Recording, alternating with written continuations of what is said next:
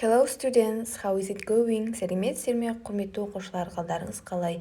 Бүгін біз 4-ші сынып People's Book кітабындағы 108 және 109 беттегі жаңа тақырыпты өтетін боламыз.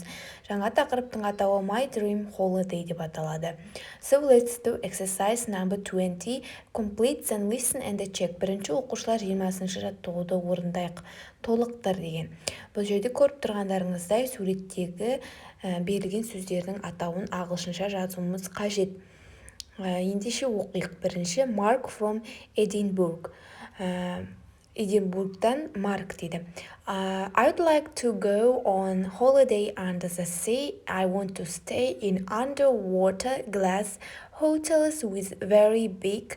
Бұл жерде екінші тұрған ненің суреттер көріп тұрғандарыңыздай терезенің суреттері. Бұны біз ағылшынша терезені екі терезе болатын болса, яғни көпшілік түрде windows дейміз. Because I want to watch fish, яғни балық. Sharks and whales. Бұл жерде Марк есімді бала, былай деп айтып тұр, мен демалысымда теңіздің астына барғым келеді дейді.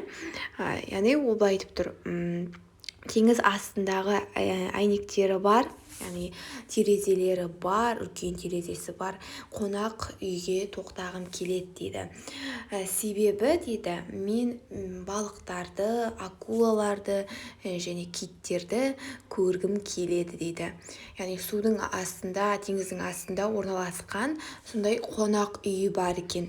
Яғни әйнектері, терезелері осылай көрініп тұратын судың астындағы.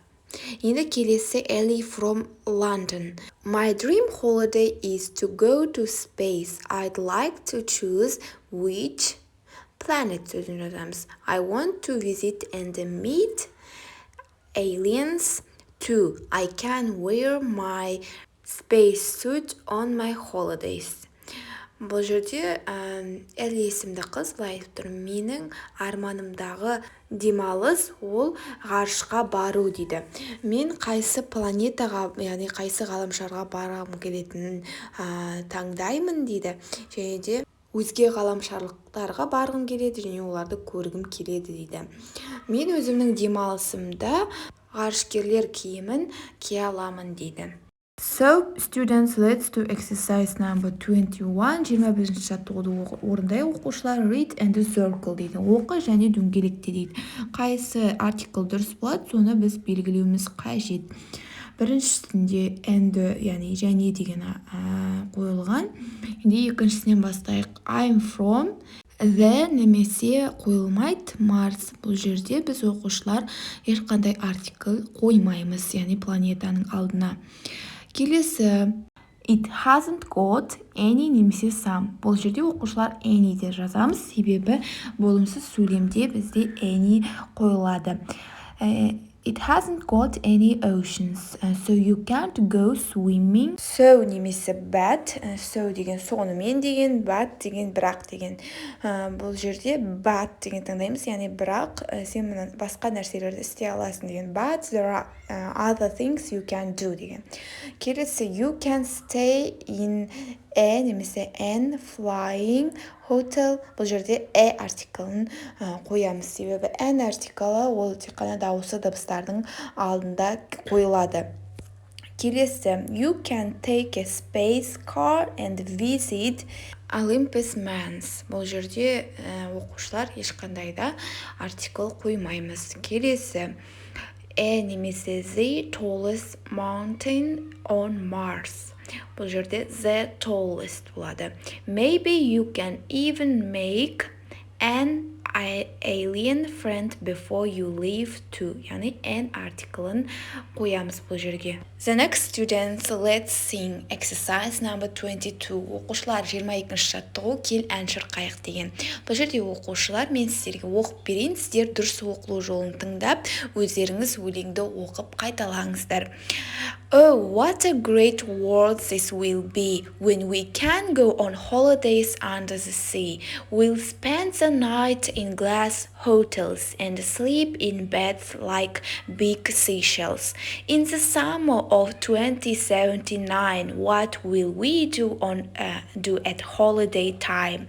Where we'll go, what will we see? Who knows how the future will be? The world will be a brilliant place when we can holiday in outer space. We'll have a barbecue on Mars and fly around in cool space cars. Осылай оқушылар өздеріңіз әнді шырқап, оқып, бірінші қайталап айтып қараңыздар. Келесі бізде оқушылар exercise number 23 read the song again and choose the best title. Бұл жерде оқушылар былай айтып тұр, жаңа берілген әуенді, яғни әнді қайта оқып, осы әнге керемет атауды таңдаңыздар деген. Яғни бұл жерде 3 атау берілген. Holidays are fun, future holidays, summer holidays. Бұл жерде оқушылар future holidays B'ді таңдағанымыз дұрыс, себебі болашақ, яғни демалыс жайында айтылған бұл әуен. Future деген бізде болашақ, holidays яғни демалыстар. Келесі бізде оқушылар exercise number 24 read and write the aliens names. Қызық тапсырма оқушылар, бұл жерде берілген мәтінді оқып, мына 4 өзге ғаламшарлықтың атын тауып жазуымыз қажет. Ендеше бірінші берілген мәтінді оқып аударып алайық. Содан кейін біз табу өте оңай болады. Бұл жерде атаулары осы өзге планеталықтардың, яғни өзге ғаламшарлықтардың есімдері берілген. The alien friends are going to the beach. Ben goes excited because he likes swimming underwater. But Dalo isn't very happy because he gets very hot дейді. Өзге планеталықтардың достары қайда бара жатыр дейді, жағажайға бара жатыр дейді. Банго есімді өзге планеталық қуанды дейді, себебі ол судың астында жүзгенді ұнататын дейді. Яғни Банго есімді өзге планеталық. Бірақ Дало есімді өзге планеталық қатты қуанышты болған жоқ дейді, себебі ол өте қатты ыстықтап тұр еді. Яғни бұл жерде оқушылар Банго бізде ол екінші суреттегі өзге планеталық, ал біріншісі ол бізде Дало есімді өзге планеталық болады, себебі ол Дало есімді күнге қатты ыстықтап болып тұр, ал Банго есімді ол өте бақытты суретте көріп тұрғандарыңыздай қуанышты. Келесі, Yonta's got her swimsuit and some sunscreen дейді. Yonta есімді өзге планеталықтың қолында не бар дейді? Sunscreen, яғни күннен қорғанатын крем және үстінде жүзу киімі бар дейді. Бұл бізде оқушылар 4-ші суретте тұрған қыз, ол бізде, яғни Yonta есімді өзге ғаламшарлықты жазамыз. Енді келесі, Floki is wearing sunglasses and she's ready to take lots of photos from their trip to the beach дейді. Floki есімді өзге ғаламшарлық не киіп алған дейді? Көзілдірік киіп алған дейді, және де ол көптеген суреттерді түсіруге дайын дейді осы жағажайдан, жағажайдағы демалыстан.